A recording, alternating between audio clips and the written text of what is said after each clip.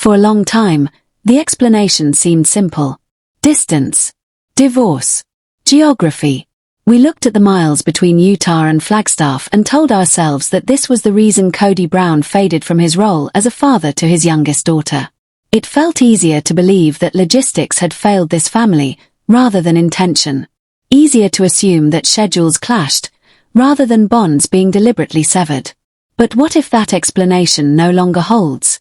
What if the absence is not accidental at all?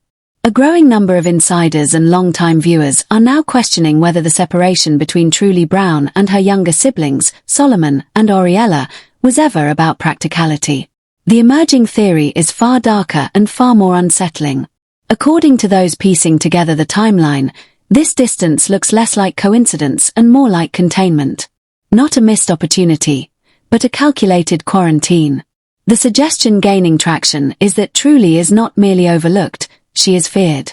Within a rigid, fundamentalist framework, independence is not celebrated. It is treated as contamination. Sources suggest that Cody and Robyn may believe Truly represents something dangerous: free thought, autonomy, and a life beyond their control. In this mindset, those qualities are not strengths. They are threats. To understand why this theory resonates so deeply, one only needs to compare the past with the present. There is extensive footage from earlier years showing Truly's natural, affectionate bond with Solomon and Oriella. She held Solomon as a baby with confidence and tenderness. She chased Oriella through the cul-de-sac in Las Vegas with pure, unfiltered joy. These were not shallow sibling interactions. There was warmth, trust, and emotional safety. Truly was not just a sister, she was a stabilizing presence. Now contrast that with recent images. Cody and Robyn appear guarded, tense, almost defensive. Their expressions suggest two people protecting a perimeter rather than nurturing a family. Meanwhile, Truly in Utah tells a very different story. She looks assured, expressive, comfortable in her own skin. She dresses boldly, experiments with style, and carries herself with a confidence that can only come from feeling free. To most people, this is growth. To Cody and Robyn, it appears to be something else entirely. From their perspective, Truly does not look liberated, she looks disruptive. In a belief system built on obedience and hierarchy, a teenage girl who thinks for herself challenges the entire structure. Imagine discovering who you are after your family fractures, only to realize that your own father now views you as a danger to his real household. That is the unspoken accusation at the heart of this story. The rumor is that an unspoken ban has been placed on Truly, not formally announced, but firmly enforced. A quiet decision to limit her presence, justified under the guise of protecting younger children. But protection from what, exactly? From influence. From questions. From the uncomfortable truth that life outside that household might be healthier, happier, and more honest. To understand how devastating this shift truly is, we have to revisit what once existed. In earlier seasons, Truly's relationship with Robyn's children was deeply nurturing. She read to Solomon, comforted him, and soothed him with ease. When Oriella was born, Truly's affection was unmistakable. She was attentive, gentle, and emotionally attuned in a way far beyond her years. During the early stages of the pandemic, before restrictions became extreme, Truly remained one of the few links Solomon and Oriella had to the rest of the family. She was the bridge connecting worlds. She carried warmth between households that were slowly being isolated from one another. That is why the silence that followed feels so jarring. It is not merely absence, it is erasure.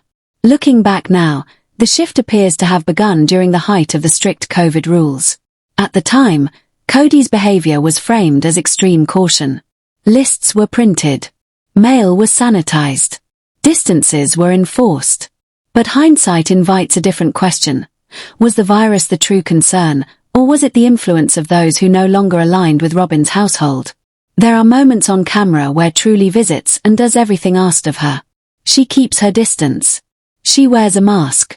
She follows the rules meticulously, desperate to see her siblings. Yet Robyn's body language in those scenes tells another story. She hovers. She watches.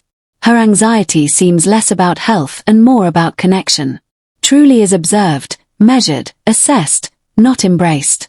It raises the uncomfortable possibility that this separation was being planted long before Christine's move to Utah. That doubts were already being seeded. That Truly was being quietly framed as too exposed, too independent, too outside to fit within the carefully controlled environment Robyn maintained. When Christine finally relocated, Cody promised involvement. He spoke of shared custody. He claimed he wanted to remain present. Yet those promises dissolved almost immediately. The question is why? This is not a man without resources. He travels. He drives long distances. He attends events. If he wanted to see Truly, he could. The absence, therefore, appears to be a choice. That choice becomes clearer when we examine Truly's transformation. Since moving to Utah, she has flourished. Her confidence has grown. Her personality has sharpened. She expresses herself through alternative fashion, complex reading material, and articulate conversation.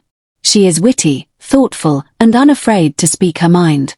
To most viewers, this is a triumph, evidence of resilience after emotional neglect. But through Cody's eyes, this transformation likely feels threatening. He demands authority, submission, reverence. Truly represents none of those things anymore. She does not need him. She does not fear him. She does not center her world around his approval. In a patriarchal mindset, that independence is often labeled as rebellion. This is where the word wayward enters the narrative. It is a term heavy with judgment, implying moral failure and spiritual danger.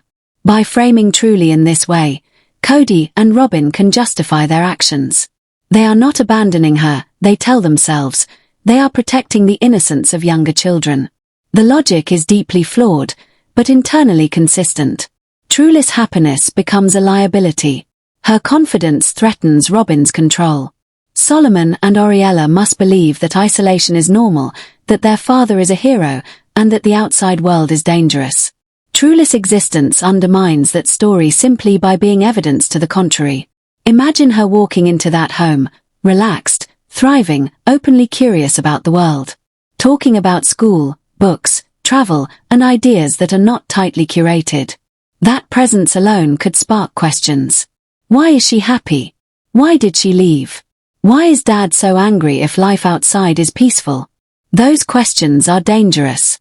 And so, the wall goes up. Visits stop. Communication fades. Not out of neglect, but strategy. It is easier to keep control when dissent is removed entirely. Cody's increasing bitterness only fuels this dynamic. His public rants reveal a man who feels betrayed and disempowered. He blames his former wives. He believes his children were turned against him. Truly, therefore, becomes a projection of that anger. We see her smiling in the photographs shared by Christine, thriving in a home where she is welcomed, supported, and allowed to exist exactly as she is. She appears settled, confident, and genuinely happy in an environment that values her individuality rather than policing it. Yet beneath those smiling images lies an unspoken wound. Rejection from a parent leaves a mark no amount of external love can fully erase. To know, deep in your bones, that you have done nothing wrong, that you are simply being yourself, and that this alone is enough for your father to emotionally sever ties, creates a very specific and lasting kind of trauma. It is not loud or dramatic. It is quiet, internal, and heavy. It is the kind of pain that teaches a child they are only lovable when they are compliant. And then there are Solomon and Oriella, the silent casualties of this fractured dynamic. They are growing up without a sister who once played a central role in their lives. Instead, they are being fed a carefully edited version of events, one that subtly rewrites history. In this version, Truly is the one who changed, the one who drifted away, the one who chose not to stay connected. The reality, that she was slowly pushed out, is conveniently omitted. This is gaslighting on a familial scale, distorting not just relationships but memory itself. The past tells a very different story. The before was warm, affectionate, and real.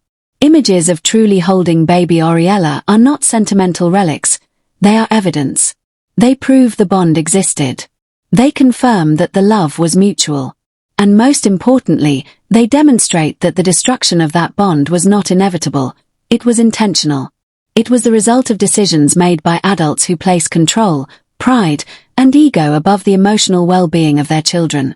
As this investigation deepens, attention inevitably turns to the moment when everything changed.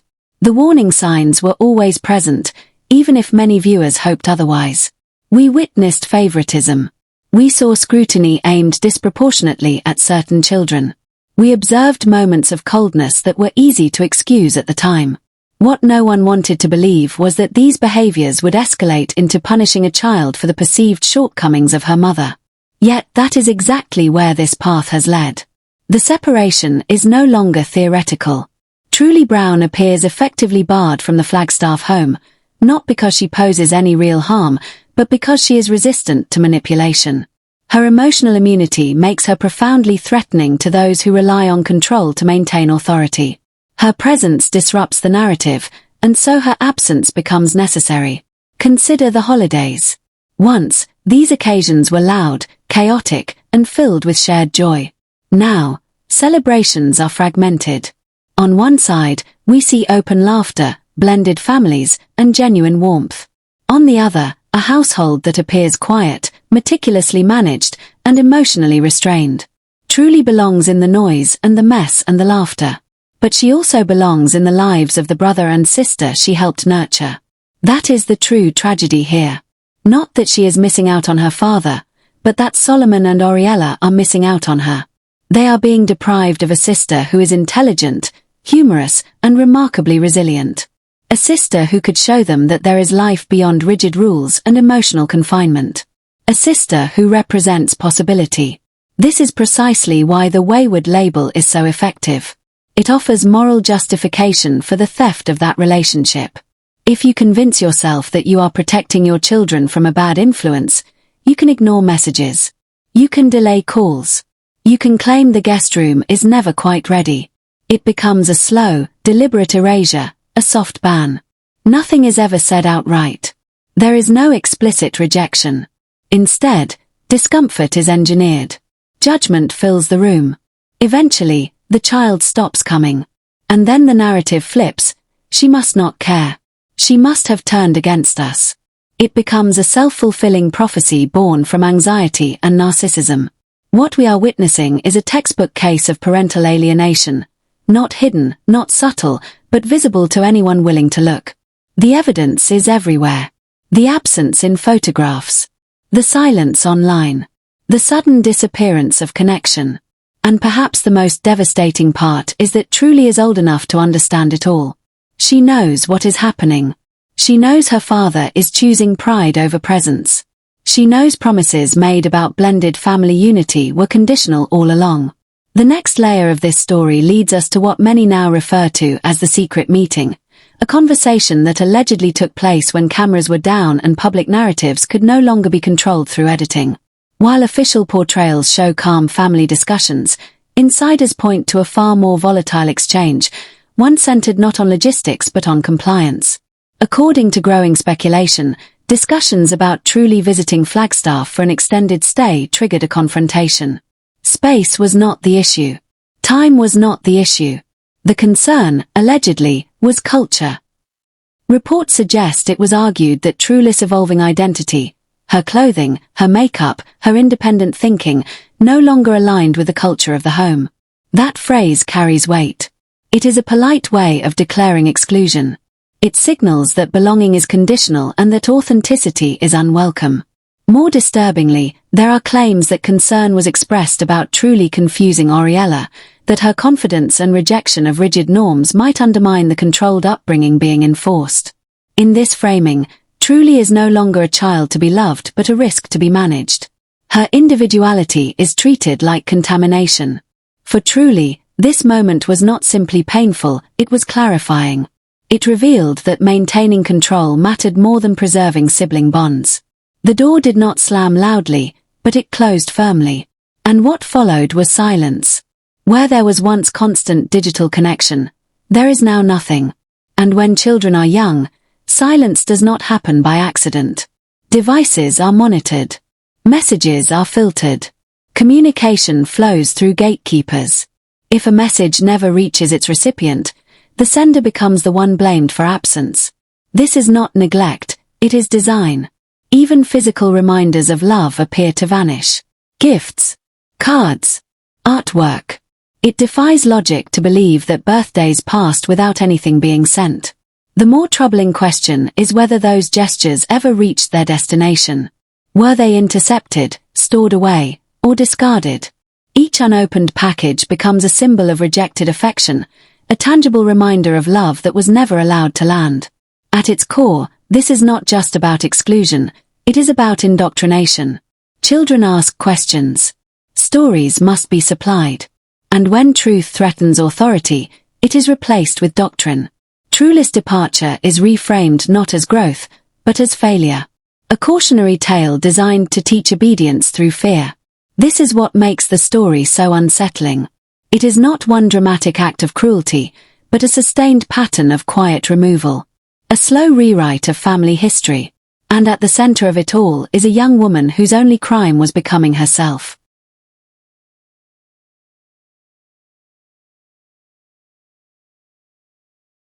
By framing Truly's independence as something sinful or unsafe, they transform her freedom into a weapon.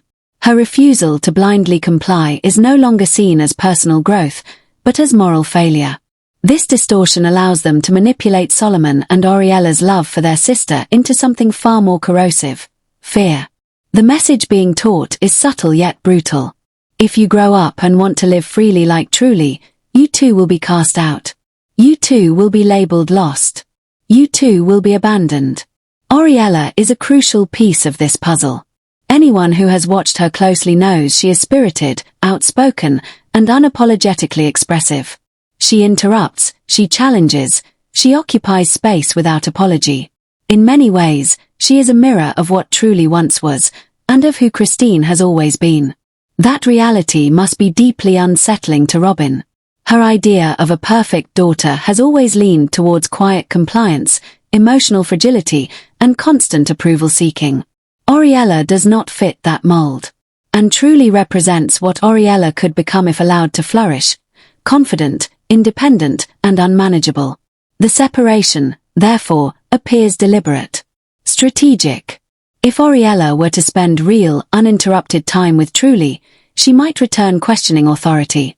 She might realize she does not have to absorb every lecture or conform to every rule. She might begin to imagine a life beyond rigid expectations. To prevent that awakening, Truly must be reframed, not as someone to admire, but someone to pity or fear. This is indoctrination at its core. It is the construction of a psychological wall stronger than any physical distance. What we are witnessing is not a family dispute but a tragedy in motion. Siblings are being used as leverage in a conflict driven by ego and anxiety. A father who cannot tolerate a child who does not idolize him.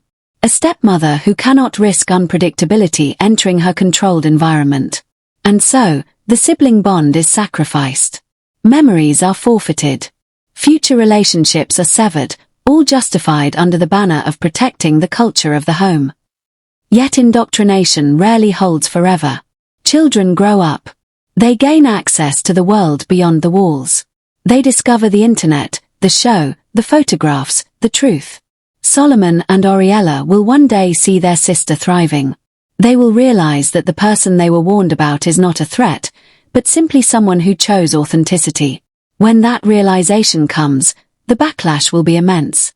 For now, however, we are trapped in the most painful chapter. The unanswered calls, the missing gifts, the gradual transformation of Truly into a ghost in the very home she once filled with laughter. This story inevitably leads us to the reckoning. And at the center of it stands Christine Brown. Throughout this entire ordeal, her restraint has been striking. She has not launched public attacks. She has not fueled online wars. To the untrained eye, her silence might appear passive. In reality, it is surgical. Christine understands that confrontation feeds narcissism. Any public accusation would only grant legitimacy to claims of victimhood. Instead, she does something far more devastating. She lets reality speak. Every image of Truly smiling, growing, and thriving is a direct contradiction of the narrative being imposed on her. They want her to appear lost, broken, and morally adrift without the patriarch. Instead, the world sees her at concerts, in gardens, surrounded by laughter, embraced by people who choose her. They see a young woman flourishing in an environment built on warmth rather than control. This is the quiet power of happiness. It dismantles the lie without saying a word. Christine's strategy is long-term. She knows that one day Solomon and Oriella will search for answers themselves. And when they do, they will not find bitterness or cruelty from her. They will find evidence of consistency, love, and an open door. The digital record will expose the truth far more clearly than any argument ever could. Strip away the religious rhetoric, the pandemic excuses, and the endless talk of loyalty, and what remains is deeply uncomfortable. A father and a stepmother made a conscious decision to remove a child from the emotional landscape of the family. Divorce alone does not justify that. Families separate every day, but most parents fight relentlessly to preserve sibling bonds. Here, those bonds were treated as expendable. Labeling Truly as wayward becomes a moral loophole. If she is flawed, then exclusion becomes righteousness. It is a fragile justification rooted in fear of individuality. The irony is staggering. In attempting to suppress independence, they have transformed their home into a bunker, quiet, tense, and emotionally hollow. A house full of possessions but starved of joy. Meanwhile, Truly stands as the unexpected hero of this story. She did not shrink herself to earn conditional love. She did not erase her identity for approval. She chose authenticity over acceptance, a choice that requires more courage than obedience ever will. To call her wayward in this context is not an insult. It is an unintended compliment. It means she found her own path. It means she refused to follow a map drawn by control and fear. She is a cycle breaker. Alongside her older siblings, she represents the end of generational trauma. From a distance, she is showing Solomon and Oriella that it is possible to be more than a soldier in someone else's war. That you can simply be a person.